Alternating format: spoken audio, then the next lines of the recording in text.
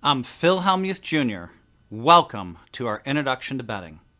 Over the next 9 lessons, we'll outline basic guidelines and strategies that will help you determine when and how much to bet.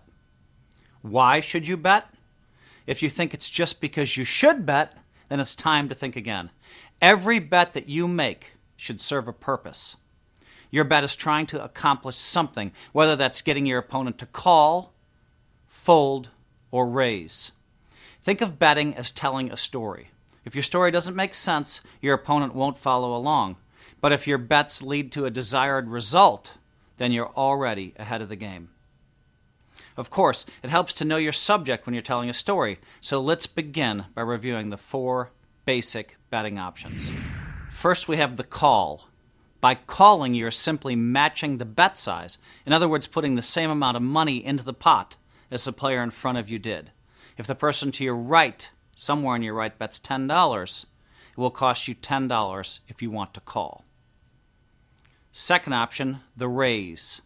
As the name implies, raising means you're putting more money into the pot than the player who acted before you. Again, if they bet $10, you can make a standard raise of 3 times their bet and put in $30 into the pot. You could put in $20 into the pot, whatever, as long as it's in increments of 10. At this point, anybody left to act behind you must match your bet to continue with the hand. Third option is the fold.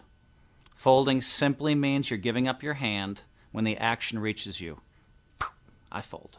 Folding is your final action in the hand, but that doesn't mean that you should simply forget about what's happening at the table.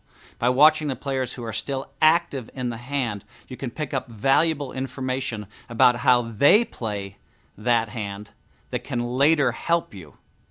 Pay attention even after you've folded.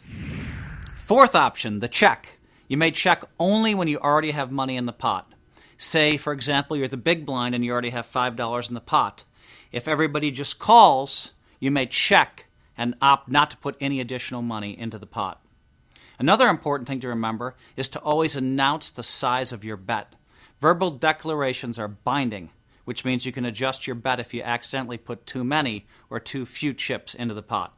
Verbally declaring your bet will also help you avoid running into trouble with the 1-chip rule. This rule is very basic, but can be confusing for first-time players. Let's say the big blind has $2 in the pot, 2 $1 chips, white chips here in Vegas, by the way. If you want to raise to $5, that's a red chip here in Vegas, you put in 1 $5 chip into the pot, so long as you announce your bet beforehand. If you put a $5 chip into the pot without announcing your raise, your action will be construed as a call, and they'll throw you 3 $1 chips back. You meant to raise, but you didn't declare it. You messed up. You were caught with the 1-chip rule. Well, this mistake may not cost you a lot at a $1 and $2 table. Imagine the difference it will make if your opponent has a $500 in the middle and you put a single $5,000 chip into the pot without declaring your raise. It's going to cost you about $4,000. Finally, you should understand that there are 2 very different schools of thought on the subject of betting. One school of thought suggests that you mix up the size of your bets in order to keep your opponents guessing as to the strength of your hand. The second school, and the one that I subscribe to, says that you should bet consistently no matter what cards you're holding so as not to give away the strength of your hand.